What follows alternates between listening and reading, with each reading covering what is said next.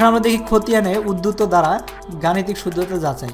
খতিয়ানে যেসব উদ্ধৃত আছে সেগুলো গাণিতিক শুদ্ধ থেকে আমরা যাচাই করা হয় সেটা আমরা দেখব। প্রতিটি লেনদেনের জন্য সমপরিমাণ টাকা ডেবিট এবং ক্রেডিট পোস্টিং করা হয়, এটা আমরা জানি। খতিয়ানে ডেবিট ব্যালেন্সের সমষ্টি ও ক্রেডিট ব্যালেন্সের সমষ্টি সমান হওয়া হিসেবে গাণিতিক শুদ্ধতা নির্দেশ করে।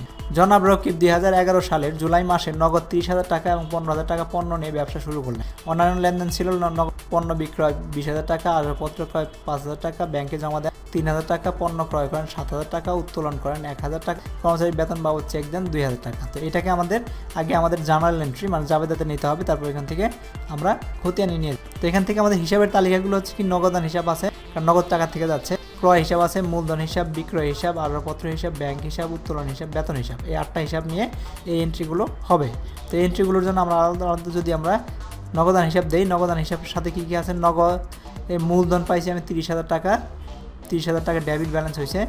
বিক্রয় হিসাব এখানে আমাদের যে 30,000 টাকা, বিক্রয় করে পাইছি আমি 20,000 টাকা, যেখানে আমাদের নগদান হিসাবের এন্ট্রি হবে, নগদান হিসাব ডেবিট হবে এবং বিক্রয় হিসাব ক্রেডিট হবে।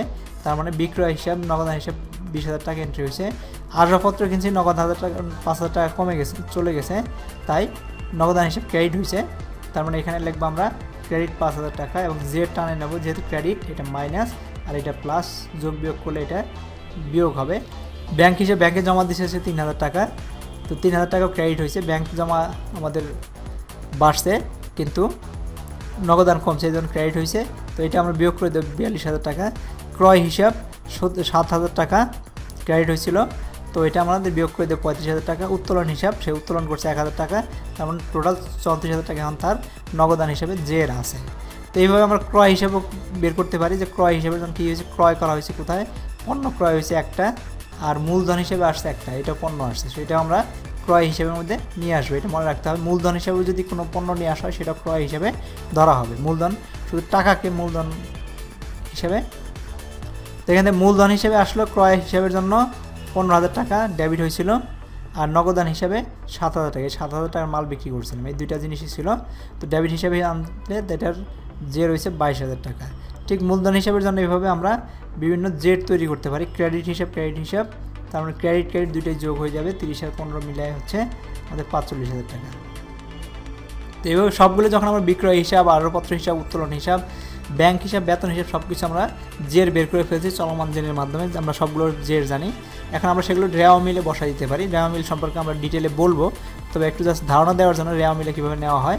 তো আমাদের এক পাশে ডেবিট হিসাবের নামগুলো লিখতে হবে, ক্রমিক নাম্বার দিয়ে হিসাবের নামগুলো, যে হিসাবগুলো আমরা এখানে পেলাম, প্রত্যেকটা হিসাবের কতগুলো জের আছে, কোন হিসাবে আছে সেভাবে লিখতে হবে। যেমন ডেবিটের পাশে থাকলে ডেবিট জের থাকলে ডেবিটে লিখবো, আর ক্রেডিট জের যদি থাকে, যেমন এখানে ক্রেডিট জের আছে, ক্রেডিটের পাশে লিখবে। যেরকম বিক্রয় হিসাবটা ক্রেডিট জের, বিক্রয় হিসাব ক্রেডিট হিসেবে লিখছি। এখন এই দুইটা যোগ করে আর এগুলো যোগ করে যদি সমান হয় তাহলে বুঝবো যে হ্যাঁ আমাদের ট্রানজাকশনগুলো ঠিক আছে। খতিয়ানের ডেবিট উদ্ধৃতির সমষ্টি এবং ক্রেডিট উদ্ধৃতির সমষ্টি সমান হওয়ায় সহজে বলা যায় সংরক্ষিত হিসাব নির্ভুল আছে, ভুল নাই। যদি দুটো সমান না হতো তাহলে ধরে নিতে হতো যে এখানে কোনো না কোনো এন্ট্রিতে ভুল আছে। এটা দিয়ে আমরা গাণিতিক শুদ্ধতা যাচাই করতে পারি।